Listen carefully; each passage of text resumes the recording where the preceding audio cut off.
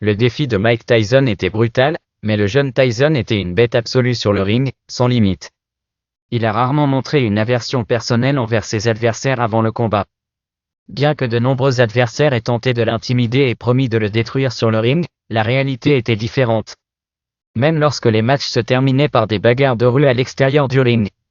Après l'intensité du moment, Iron Man s'est transformé en un sportif attentionné qui a toujours tendu la main pour aider ses adversaires vaincus. Mais cette histoire est différente, car il y avait un boxeur qui a suscité une colère et une rage sans précédent chez Tyson. Et c'était Tyrell Bryce, une boxeuse américaine.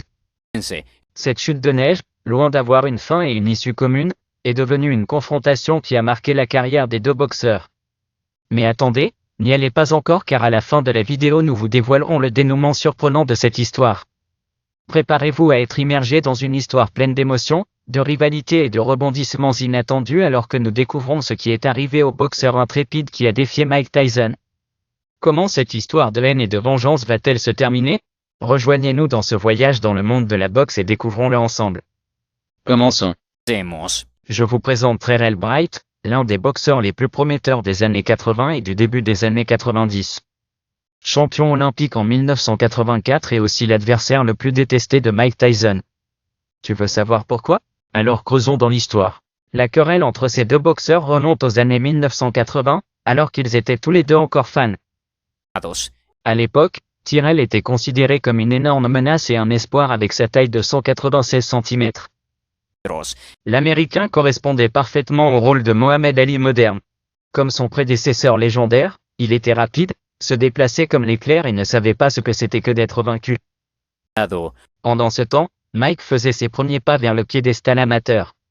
Bien qu'en termes de dimension, le hooligan de Brooklyn n'était pas exceptionnel, sa force phénoménale lui a permis de déjouer les adversaires plus grands que lui, tournant sa petite taille à son avantage. Je pense que c'est mon avantage, car les boxeurs de mon poids combattent généralement des adversaires de plus de 190 cm. C'est pourquoi je considère ma taille comme un avantage, je me déplace plus vite et il est difficile de me rattraper car je suis plus près du sol, a déclaré Mike Tyson. Cependant, malgré son succès, peu croyaient au jeune boxeur.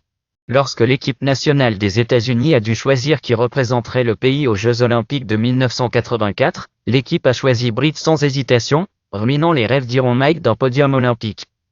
C'est alors que la querelle personnelle de Tyson envers Bridge a commencé, mais le dernier clou de la haine a été enfoncé par Tyson lui-même aux Jeux Olympiques eux-mêmes.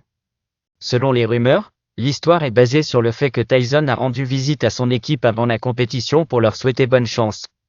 C'est alors qu'il a rencontré Bridge, qui en réponse au souhait de son futur adversaire, l'a simplement nargué en disant « Qu'est-ce que tu fais ici ?»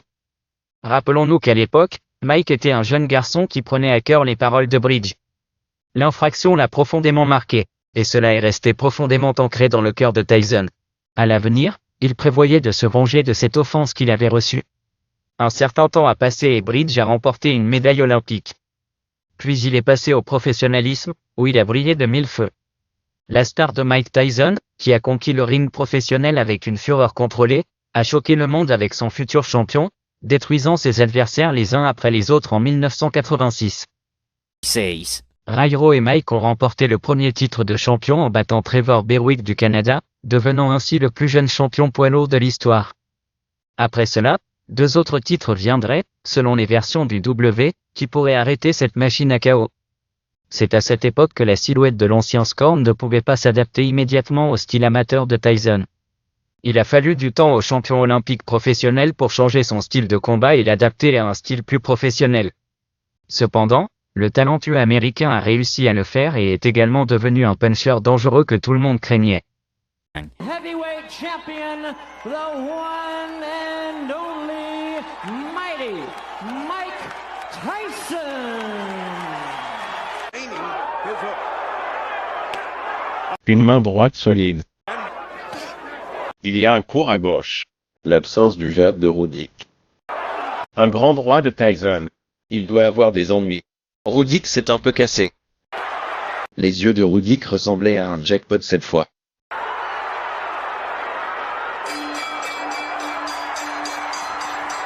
Et il continue après le but. Une droite forte part.